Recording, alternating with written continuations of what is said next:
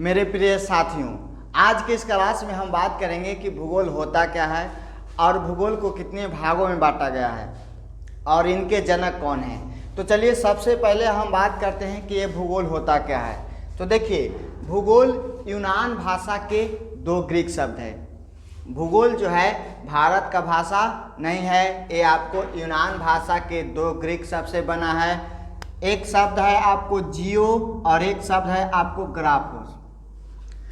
जहाँ जियो का अर्थ होता है पृथ्वी, जहाँ जियो का अर्थ क्या होता है, पृथ्वी होता है, और ग्राफोस का अर्थ होता है अध्ययन या वर्णन होता है। ग्राफोस का अर्थ क्या होता है, अध्ययन या वर्णन। अर्थात हम कह सकते हैं कि पृथ्वी का अध्ययन करना क्या कहलाता है, भूगोल कहलाता है। पृथ्वी का अध्ययन करना क्या कहलाता है, भूगोल कहलाता है। लेकिन कुछ भूगोलवेताओं ने यह कहा कि पृथ्वी के साथ साथ उपग्रह और ग्रहों का भी अध्ययन भूगोल में किया जाता है। ये आपका भूगोल का परिभाषा था। अगर आपसे पूछा जाए कि भूगोल होता क्या है, तो भूगोल यूनान भाषा के दो ग्रीक शब्द है, जियो और ग्राफोस। जियो का अर्थ होता है पृथ्वी और ग्राफोस का अर्थ होता है अध्ययन या वर्णन। हम कह सकते हैं कि पृथ्वी का अध्ययन करना क्या कहलाता है, भूगोल कहलाता है। पृथ्वी का अध्ययन करना भूगोल कहलाता है। अंग्रेजी में भूगोल को जियोग्राफी कहते हैं। अंग्रेजी में भूगोल को क्या कहते हैं, जियोग्राफी कहते हैं। और जियोग्राफी शब्द जो है, जियोग्राफी शब्द का सबसे पहले प्रयोग इराटोस्थनीज ने प्रयोग किया था। सबसे पहले जियोग्राफी शब्द का प्रयोग किसने किया था, तो इराटोस्थनीज ने किया था। और ये कब किया था, तो 276 से 194 ईस्वी पूर्व में किया था। जियोग्राफी शब्द अंग्रेजी वर्ड है और इस वर्ड का प्रयोग इराटोस्थनीज ने 276 से 194 ईस्वी पूर्व में किया था।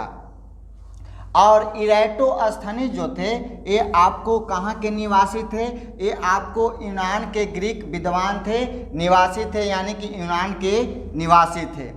इराटोस्थनीज ने एक पुस्तक लिखी थी, ध्यान दीजिएगा। इराटोस्थनीज ने एक पुस्तक लिखी थी, उस पुस्तक का नाम था जियोग्राफिका। इराटोस्थनीज द्वारा लिखी गई पुस्तक का नाम क्या है। अगर आपसे एक क्वेश्चन पूछा जाए तो आपको बोलना है कि इराटोस्थनीज द्वारा लिखी गई पुस्तक का नाम जियोग्राफिका है। भूगोल में संसार और उसके निवासियों का क्या किया जाता है, अध्ययन किया जाता है। अगर आपको अलग कुछ परिभाषा देना हो तो आपको यह भी आप कह सकते हैं कि भूगोल में संसार और उसके निवासियों का क्या किया जाता है, अध्ययन किया जाता है। अध्ययन करते हैं, वर्णन करते हैं। अगर आपसे ये पूछा जाए कि व्यवस्थित भूगोल का जनक किन्हें कहा जाता है, अगर आपसे ये पूछा जाए कि व्यवस्थित भूगोल का जनक किन्हें कहा जाता है, तो आपको बताना है कि इराटोस्थनीज को कहा जाता है। व्यवस्थित भूगोल का जनक इराटोस्थनीज को कहा जाता है, आपको याद रखना है। और वर्तमान भूगोल का जनक अलेक्जेंडर वॉन हम्बोल्ट को कहा जाता है। वर्तमान भूगोल का जनक अलेक्जेंडर वॉन हम्बोल्ट को कहा जाता है। भूगोल का जनक किन्हें कहा जाता है, भूगोल का जनक किन्हें कहा जाता है, अगर आपसे पूछा जाए तो आपको बोलना है कि भूगोल का जनक हिक्केटियस को कहा जाता है। भूगोल का जनक हिक्केटियस को कहा जाता है। अब बात करते हैं कि भूगोल को कितने भागों में बांटा गया है। तो भूगोल को दो भागों में बांटा गया है। वो कौन कौन है, चलिए देखते हैं। पहला जो है भूगोल को दो भागों में बांटा गया है, वो पहला में आपको है भौतिक भूगोल। और भौतिक भूगोल को हम अंग्रेजी में फिजिकल जियोग्राफी कहते हैं। भौतिक भूगोल को अंग्रेजी में क्या कहा जाता है, फिजिकल जियोग्राफी कहा जाता है। अब चलिए जानते हैं कि भौतिक भूगोल होता क्या है। तो भौतिक भूगोल में प्रकृति के बनाए गए वस्तुओं का क्या किया जाता है, अध्ययन किया जाता है। इसमें आपको क्या होता है, इसमें प्राकृतिक यानी कि भगवान ने जो जो चीज़ें जो हैं वस्तुएं बनाए हैं वो आपको भौतिक भूगोल में देखने को मिलेगा। भौतिक भूगोल का अगर परिभाषा की अगर बात करें तो आपको बताना है कि प्रकृति के बनाए गए वस्तुओं का अध्ययन करना भौतिक भूगोल कहलाता है। प्रकृति के बनाए गए वस्तुओं का अध्ययन करना क्या कहलाता है? भौतिक भूगोल कहलाता है। या तो आप कह सकते हैं कि भौतिक भूगोल में हम क्या अध्ययन करते हैं? पर्यावरण का अध्ययन करते हैं, तो पर्यावरण का अध्ययन करना भौतिक भूगोल कहलाता है। अब आपके दिमाग में ये आ रहा होगा कि पर्यावरण है क्या, पर्यावरण है क्या?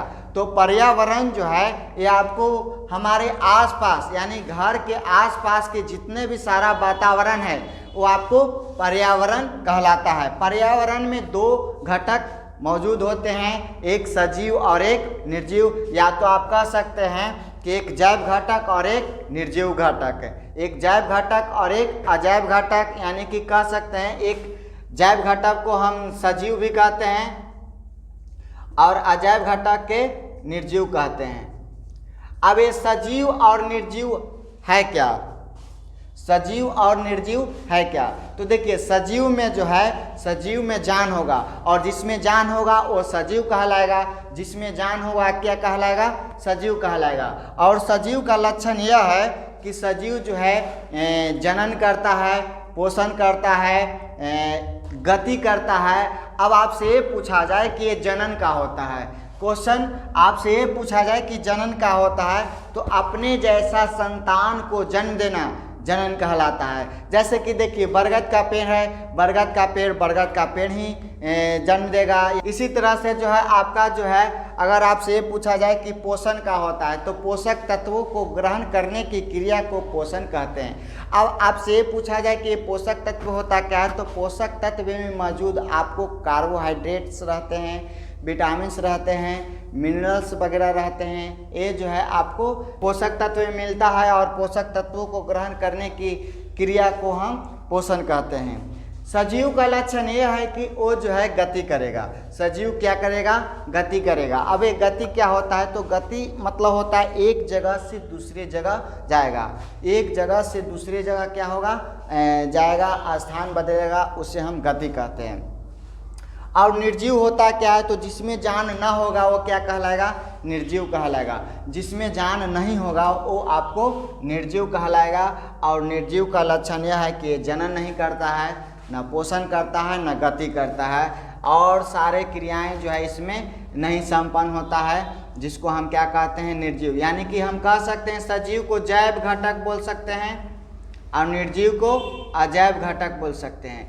अगर आपसे ये पूछा जाए कि भौतिक भूगोल का उदाहरण क्या होता है, तो भौतिक भूगोल में आपको जो है जल हो गया, मृदा, भू आकृति, जलवायु, वनस्पति, नदी इत्यादि जो है ये आपको भौतिक भूगोल में इसका जो है अध्ययन किया जाता है। जल, मृदा यानी मिट्टी, भू आकृति, जलवायु, वनस्पति, नदी इत्यादि जो है आपको भौतिक भूगोल में हम क्या करते हैं? अध्ययन करते हैं। ये आपका भौतिक भूगोल का उदाहरण है।